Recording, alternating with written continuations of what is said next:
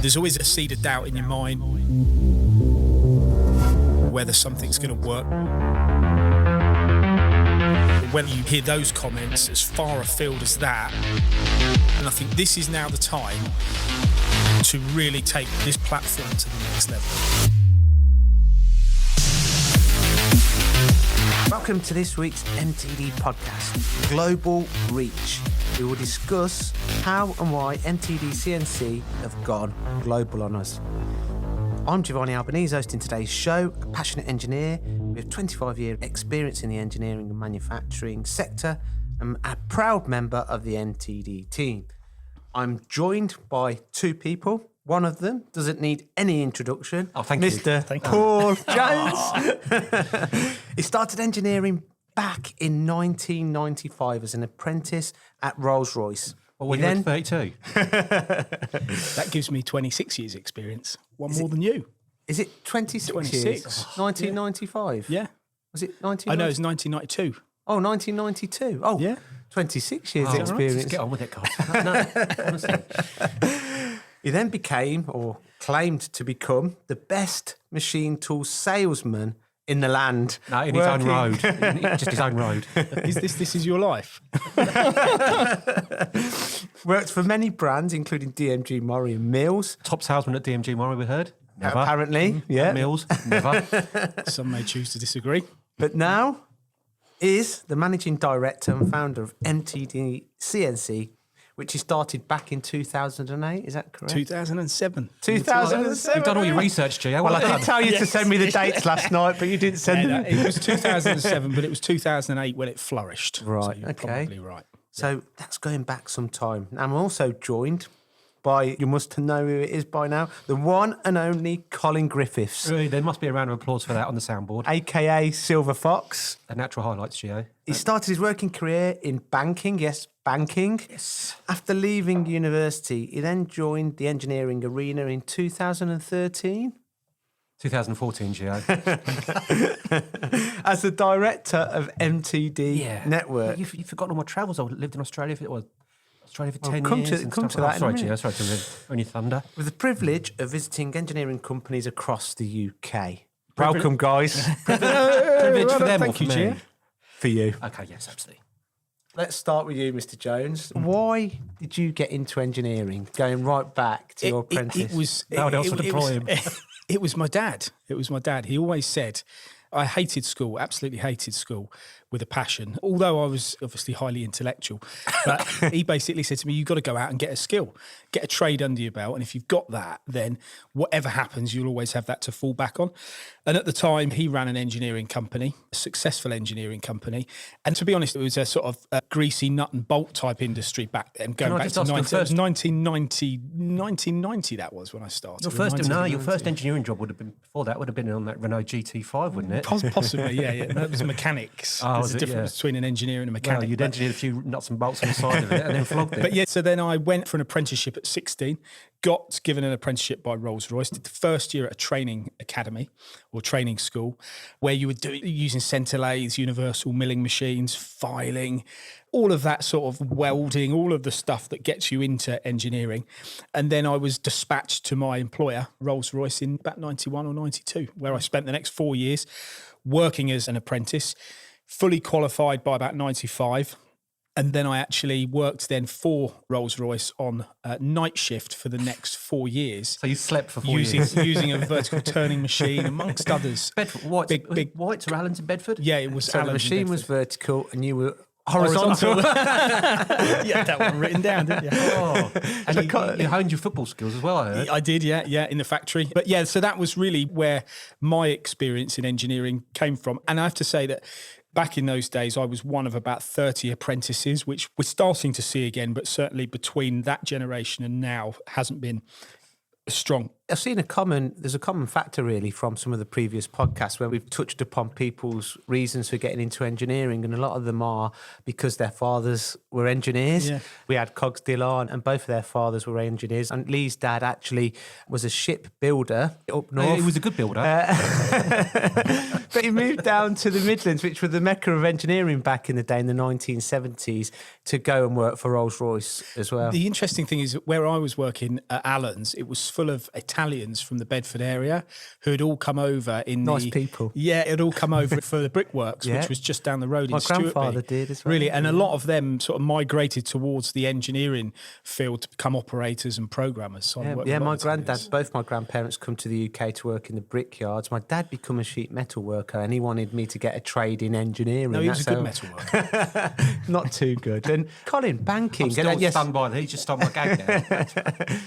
so what, you went to university I to become... didn't go to university till I was 30, but that's another story. So Okay. I had an epiphany after a week in Ibiza that I decided I need to go and get a degree. But so I did 10 years banking, went to university, got a degree, went travelling, did 10 years in Australia, not as a convict, obviously, and then came back and banking, and then gave it all up to join MTD. And what was the reasons behind you joining MTD, apart from your relationship with Paul? I needed a job. That's a great opportunity, and just, everybody knows finance out there, and it's just there's no passion in it, and you can't use your sort of imagination and things like that. So it's just not freedom, because we don't go completely bonkers, but you can learn new stuff all the time and things like that. I mean, when I first started, and you're going to wince at this, ready to wince, I didn't know the difference between a mill and a lathe.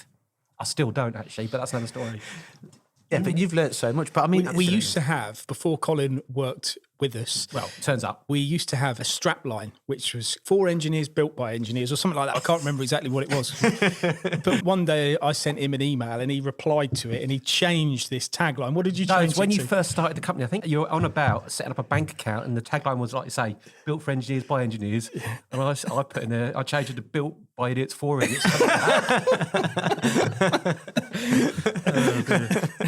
But that was 2000. When you And started then we had an idiot join us. So there you go. So, I mean, your journey's been... I mean, you've had to learn quickly in this industry. You I mean, know it's- what? Learning every single day, Yeah. all the time. It's absolutely amazing. Just so many different things.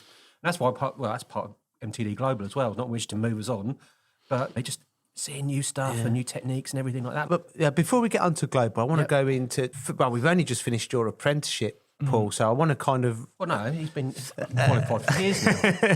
But after that, you went into the machine tool industry, Yes, into yes, sales. That was yes. your first sales job. Why did you get into sales? Well, there was a break between 1999 and Most 2001. of the tools you were using. Which I went travelling. So I went travelling around the world. And when I got to the end of that period, and that's a whole other story. But Was that when you know, were DJ Jones on the wheels of steel? Yeah, DJing in Tenerife? nightclubs, and then in Australia picking fruit, cutting cauliflowers, doing all that sort of good stuff.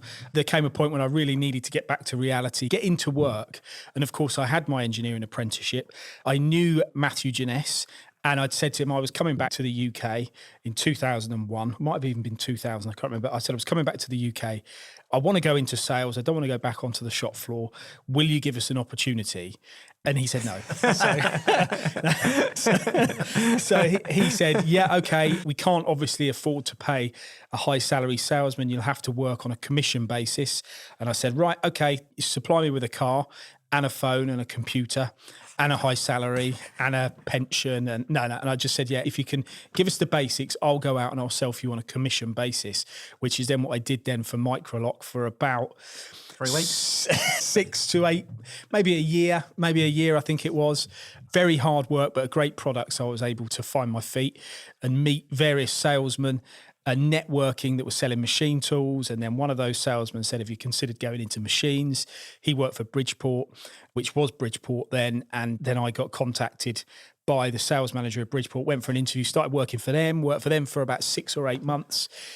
Same thing happened, got approached then by DMG Mori, then went to work for DMG Mori, stayed there then for about 2 or 3 years. Is that with the infamous Richard Blake? Yep. And then following on from there, I went to Mill CNC, which is where I finished my machine tool sales career back in 2007. So that happened quite quickly, really. And to the stage then, you had kind of a eureka moment, if you like, decided to set up MTD. So what inspired you to do this? Well, we had a sales meeting at the end of every year at Mills CNC, and one at this particular year, I think it was the end of 2006. In fact, I found a letter the other day from my old managing director detailing, it's fascinating for me to go back and see, but it was detailing what trends he predicted in the market over the coming year. So it would have been 2007. And one of them was a big shift in how people looked at machinery. And he had invited in a digital marketing specialist to our sales meeting on January the 5th or the 6th to present how Google and how all of the internet world was going to change the face of manufacturing. And I actually found this letter the other day, so it's interesting you say that. And I was reading it. And basically I went and sat in that meeting and listened to this guy, and he was presenting all these statistics and facts about what was happening in the world of the internet, and the fact that at the moment no one in machine tools was really capitalizing on this. So if Mills CNC were the first, they could get to the top of Google, they could do this, all this. And I just thought, there has to be, because at that point as well, my managing director then, Mike Jenkins, he actually said, this year we're going to spend much less in magazines and spend more on digital, but we just need to find out where we're going to spend it. And I thought, wow, there is not really anywhere to spend it. So maybe here's an opportunity to create something where he could invest that money in order to help. And that's really where it started. So I resigned a couple of months later after sort of establishing what I was going to do. Went back to him with my resignation. He said I was completely bonkers. He said, you must be absolutely nuts, but I'll be your first customer. That's I was going to say, who was your first customer? He was the first fantastic, customer. fantastic So I story. left. He still owes you money. So I left with his blessing and also with my first customer. That's so fantastic. that was really where So effectively, you were kind of, I hate to say it, but a visionary. You found your why, you found your passion, you found something that you believed in, and you followed it through to today. Yes, in a lot of senses, yes.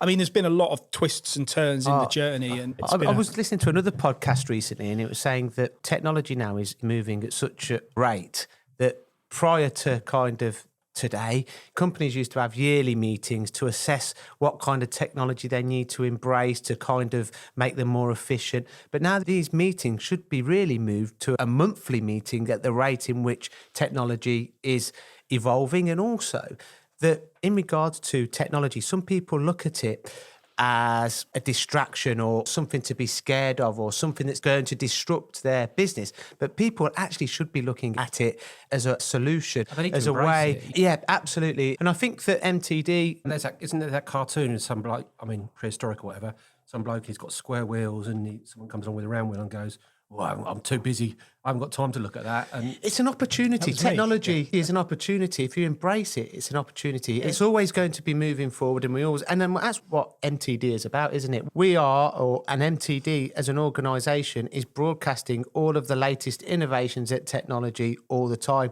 Now, this brings us on to the next step. Well, firstly, Colin, I want to hear about the network before we move on to global. Okay. So you become the director of the network. Yep. Can you tell us what this entails and how this has evolved? Obviously, it was very difficult for you. It must have been quite difficult for you coming from a different industry, a different sector, for you to build up a brand new platform such as the network. Yeah, it is, but it's growing all the time, and it's just that engineers want to have the heads in the machines and things like that. It's a way of get their names out to the markets. We do the marketing for them. You know, you can have a nice marketing person charging 20, 30 grand a year. We do it, and we've got a huge, huge reach in terms of LinkedIn, Twitter, Facebook, all digital media. So we could promote the engineers, showcase what they do, because some of the stuff they do, a lot of stuff all the stuff they do is absolutely amazing, whether it's turned, milled, EDM'd, whatever it might be, 3D printed. So it's just a way of showcasing what they can do, but also getting them work in. So they'll see something they've made, people will contact them direct, or they'll inquire via the website. So, and then they get a chance to have a look at it and quote. We had loads of new business out of it. They have. So effectively, you're winning companies' business. Absolutely, simple. And are you enjoying it more than banking? Absolutely, 100%. I see my old banking colleagues; they're all taking early retirement, so I'm hoping to early retire soon as well. Brilliant. But no, it's hard work, and you're always learning things like that. But it's you're adding value. It's fun. Oh, I don't know about adding value. That's a big statement. There's a lot of shaking heads in the background. But you're getting self-satisfaction from what you're doing. Yeah, getting out and about. I mean, every day's. I say you're learning all the time, and just new things and. Just some of the parts these people make, just absolutely fantastic. So this really leads us on to the subject of this podcast, Global Reach from MTD. So MTD CNC, for people that are not aware of what MTD is is a channel for the sellers of equipment, whether that be machine tools, work holding, metrology, cutting tools, any new technology, software that is related to the engineering or manufacturing industry. MTD CNC promotes that technology and educates its audience into the benefits and solutions that that technology offers. Anything in a machine shop, basically. Absolutely. Network is a channel that Colin heads up. And as Colin's just explained, it's a channel in which, again, brings in the products from the CNC channel, but also wins work for the end users. Absolutely. And we can also still promote the end users from the video and digital content that MTD produce. The natural and organic step really would be a global presence. So MTD Global started in 2019, and I think I've got that date right. Now, this channel is growing legs, and I just keep seeing it on every single platform that I go on to, and it feels to me, I'm not being involved with it as much as you guys have. It's like it's taking off. Well, when I say taking off, I don't like taking off. I like to remain well and truly on the ground. So why did it originate? It came from... It was my idea. Yeah, it was demand from... It's evident going round Europe and further afield that we go into companies, factories as well as equipment suppliers, and they know us. They know the brand. They've seen what we do. Yeah. They're familiar with the way and the method and the style that we use, and they want some themselves. And that's really what it came about. And then it's a case of, okay, well, we don't want to change this success or change the dynamic of MTD CNC here in the UK, because that would be wrong. It's perfectly placed and positioned to do everything that you correctly said it does. And obviously you've been part of that growth as well in recent years. But globally, we needed to have a platform that could provide a similar platform for those overseas to invest in. And since you're quite right, it was sort of on the cusp of 18, 19 when the global channel actually started. Well, I think it was off the back, wasn't it off the back of, someone mentioned about going to Timtos, where you can get a grant to go there. And I think that's where it first started. Yeah. That was the first sort of bigger overseas one as global colours. But when you think before that, we've been to EMOs, we've been to all of these places, and they're like, can you come to our factory? Can you come here? Can you film this? Can you create this? Can you do this? And they follow it. They follow it around the world. And it's just kind of taken real shape. And certainly the last 6 months of last year, it's just really, really Have you got any stats in regards to the percentage of viewers that are from outside of the UK? Yeah, we have two different YouTube channels. So Global has its own footprint YouTube channel, which is much, much smaller than CNC. But at the moment, what we're doing is using both of those vehicles to promote the global products. But as the global YouTube channel grows, we will then just migrate slowly over to the global YouTube. But in answer to your question, it's around about 65% UK, 35% around the world. Wow. That's the CNC channel. So there is a lot of traffic coming from other regions. And just going back to about people recognise and stuff like that, we've done EMO and A&B before, and then got that, I'd say our first MTD global trip was Timtos. Yeah. We got through the door, we saw a couple of stands, and one of the first people we saw was actually Clyde from Fast Cut. Oh, genuinely, MTD, I see you videos, and brilliant. And he absolutely... And I think that's really when the sort of light switch is like, hang on a minute, we've set this thing up. There's always a seed of doubt in your mind whether something's going to work, how quite you're going to get it to where you want to get it. But when I think you hear those comments as far afield as that, and there was more than one, maybe a dozen in there, it's like, right, this is now the time to really take this platform to the next level. I mean, effectively, what kind of aspirations have you got for global? I mean, this could really be the biggest channel of the lot quite quickly. I think it will be. Yeah, I think it will be. As long as we can get Colin off, it'll go. Yeah, no, absolutely. I'm fine with that. It will, with undoubtedly, I would suggest, we did a press release the other day on the growth and the success of it, but I would estimate by 2023, the global channel will be the biggest channel that MTD offers.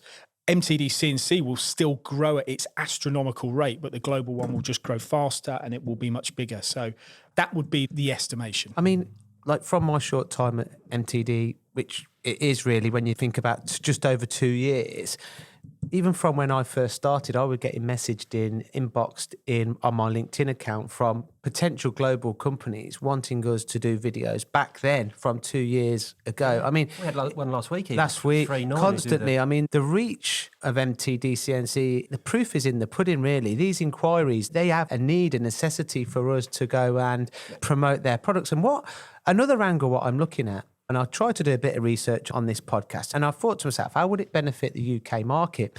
And I think it will benefit the UK market tremendously by people also following the MTD Global channel, because it's educational. We've done podcasts with Fanuc, for example. Well, the density of automation within the UK is very low in comparison to other G7 countries. Now, if we can tap in and get an insight into how other countries' successful manufacturing companies, and Germany, I'd say, is number one in regards to the demand for MTD. In my opinion, I could be wrong, but you can correct me, Paul, if I'm wrong.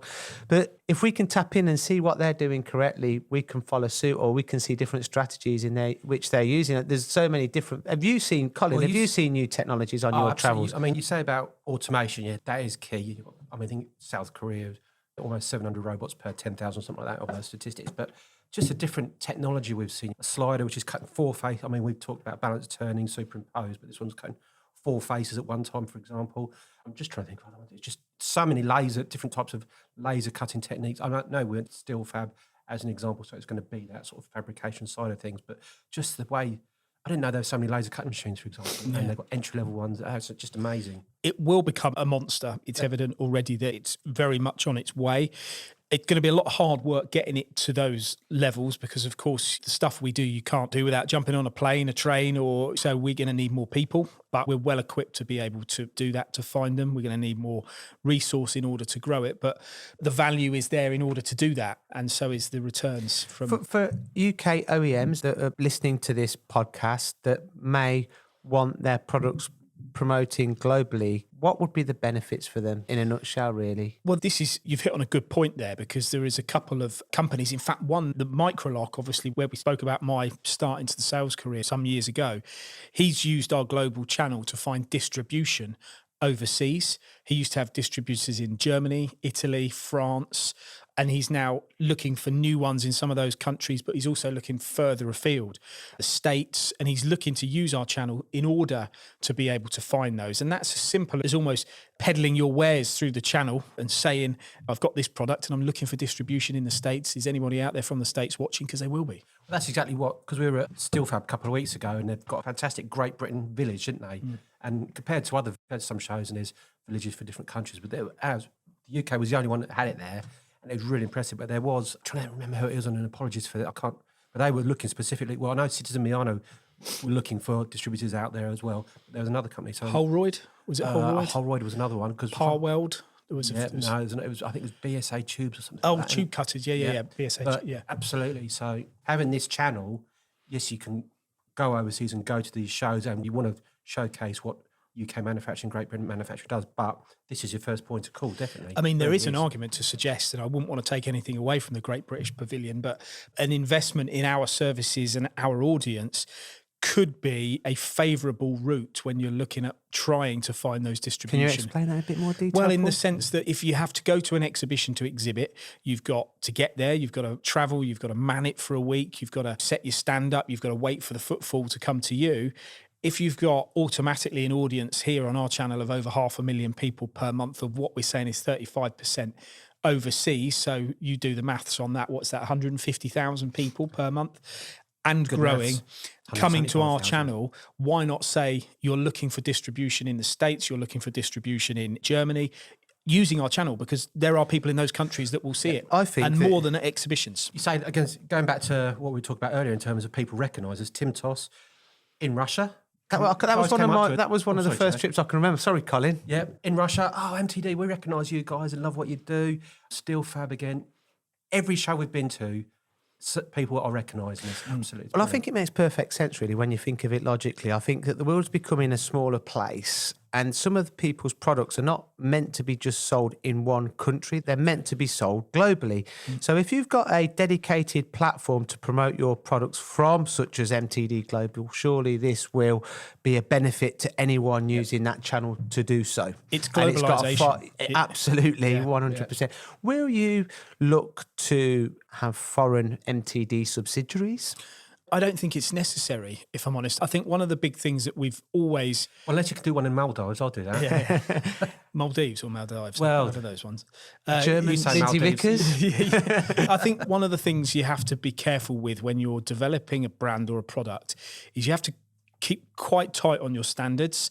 And I'm not suggesting that by going to almost like a franchise type model wouldn't work, but I would feel far more secure growing from inwards to out. So I would rather recruit people within our team in order to create what we need to create and keeping it as part of the MTD theme, because it's not only, Colin talks about the people that see us, and he's correct, everywhere we go it's MTD, and it's not just about the channel and the technical information that we provide, it's the style with which you, Colin, Joe, Mark, Lindsay, all of us produce this content, and it's the style that we have to make sure is in keeping throughout the growth of what we do in order to continue the success. And in regards to your plans for 2020 travels around the world, I know you've been doing a lot of planning recently, Colin. What have you got planned? I'm having a wry chuckle because everywhere I plan to go, there seems to be a bit of a breakdown, because we went to Dubai and there was a few issues there.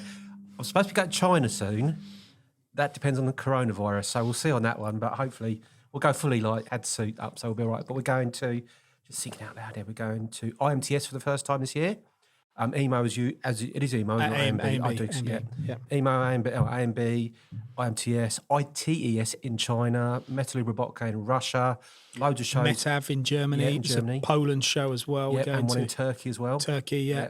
It's all guns blazing. And then UK ones as well. So you've got Southern coming up, you've got obviously Mac coming up, which is a big one for us. That's all, I mean, we think of global, but UK, we need to showcase UK shows as well, which we'll be doing. Well, absolutely. I think we've got to showcase UK #1. And I think that it looks like we've got over the Brexit now. But to bridge the kind of concerns of export, etc., again, this global channel is such a fantastic platform for everyone to use from a sales perspective and bring in buyers together with buyers, sellers together with sellers, so on and so forth. One of the biggest things for me about this channel is it's following, and I think I said this to you the other day, it's about following a journey. So I might want to pick up a part and think how it's best made and see the machine that's best to make it. That's fine. We can demonstrate that through our vehicle.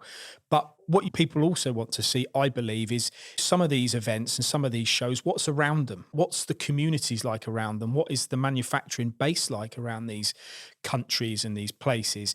What is there to do when you get there if you go to this show? Because all of these things matter, and it also humanises a lot of what we're doing. I mean, we have some great fun when we go away. We work very hard. Speak for yourself, Paul. But we like to be able to say, look, if you come to these particular shows, SteelFab is an example we've just got back from. SteelFab is a show to go to if you want to be involved in the Middle East. The Middle East is growing in terms of its manufacturing base. It's expanding rapidly. 26% of the world's investment is going to go into the Middle East in coming years. There's a diverse change between oil and gas industry across to aerospace and medical. And these are the sorts of messages that we want to put across to people around the world as well. That ties in who was being showcased there, because you're thinking your big fabrication machines and your press brakes and things like that. But there's a lot more machine tool companies at SteelFab, wasn't there? So your D&G Morris, your Haas, your... and that compared to a few years ago has changed, and they're becoming more of a machining hub there now. So what we're finding, or what we want to do, is educate the people from, let's say, from Germany or from Australasia to go, oh, actually, the Middle East, that looks like a good trip. I could go to SteelFab. Oh, and look, the guys went up the Burj Khalifa and the beach isn't bad, and actually the beer's expensive. So Did you enjoy the Burj Khalifa trip? I did. Yeah, it was great. Paul was quaking in his boot.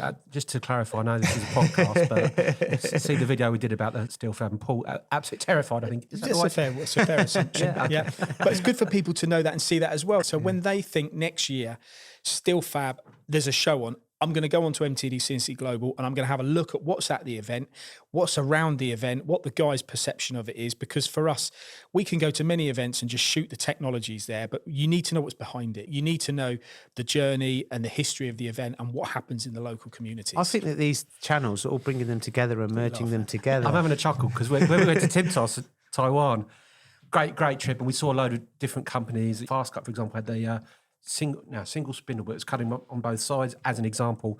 But just sharing what Paul's saying about going out in the evening, you go to a nice posh restaurant and it's okay, it costs a lot of money. We're going to go to a local restaurant. We turned up, didn't speak a word of English. I mean, what is wrong with these people, obviously? And the menu, not a word of English on it. So we're pointing at stuff, saying, I'll have some of that, please. And Paul was doing his best coward and chicken impression. It was a little bit embarrassing. But it was cheap. So there you go. I thought the food was excellent. Yeah. And Paul learned how to use chopsticks. Yes. Actually, no, he didn't. He got a knife and fork. Yeah. But again, that is something that the Taiwanese show, That's a big show. People can go to Timtos and they can see the latest technology which is developed in the Far East. You look at steel fab in Dubai, there was very little automation. Now, the reason for that is down to the cost of labour in the local area. So automation becomes secondary. Some may choose to disagree. They should still embrace it. And I'm not saying they shouldn't, but they weren't showing it off because labour is so cheap. So you're starting to see the difference in economies around the world, how different sectors are evolving in different economies. Well, and that's really interesting. There was more sort of slant towards welding and things like that because at the weld competition, for example, we learned how to weld. We got the AI welding and I was champion of that. And that's something in the UK that's a big industry that is growing all the time. We were in Belgium with MTD Global last week as well, at the home of RoboJob. And I'll give you one example in which we looked at solutions potentially that we could look to embrace here in the UK. In the UK, when you look at 3-axis and 5th-axis machines doing low-volume work, you don't usually or often see them automated unless it's an OEM solution which is built in, such as the Matsuras, for example. But in the Belgian facility of RoboJob, they've got their own subcontract company called Alaro, I believe, CNC, in which they are actually automating the 3-axis and 5th-axis machines for low to medium volume work. So it's education, isn't it? People think it's got to be 5,000 off, whatever. You don't need to. You can have loads of different batch sizes, can't you? Absolutely. Yeah. I mean, it's got to, I think, really, in answer to your original question, Gio, there's a real good split and synergy between the channels. The global one does fit perfectly into everything we've just said. And yet MTD CNC remains completely unaffected, continues to grow, continues to evolve as a channel and a go-to place for manufacturers here in the UK to look at. So it's a perfect combination. We're coming to the end of this podcast. Thank you very much for your time, guys. Just to summarise, really, we've been getting requests all the time, for example, to go and shoot videos at AMB, at IMTS in America. Thanks, Colin. Right. So if say that one. If anybody that's listening to this podcast from the UK or anywhere globally, please contact inquiries at MTD CNC to kind of book your place, because we've only got limited capacity to be able to do a certain amount of filming. We're fastly getting booked up. Yeah. So please get in touch. Guys, any last words? No, I just think I'm glad I said the bit. The synergy of the channels is great. Global's very exciting. If you're really interested in manufacturing around the world, machining around the world, then it's definitely a platform to follow and watch. And learning new technology as well. It really is. Some of the stuff we've seen is absolutely amazing. Thanks, guys. It's been an absolute pleasure. As always, if you've liked this podcast, make sure to subscribe, comment, and ask any questions. Thanks again. Till next time, the MTD Podcast. Thanks, G-Man. Thanks for listening to the MTD Podcast. If you found value in this episode, please subscribe and leave a rating and review. Find more episodes on mtdcnc.com.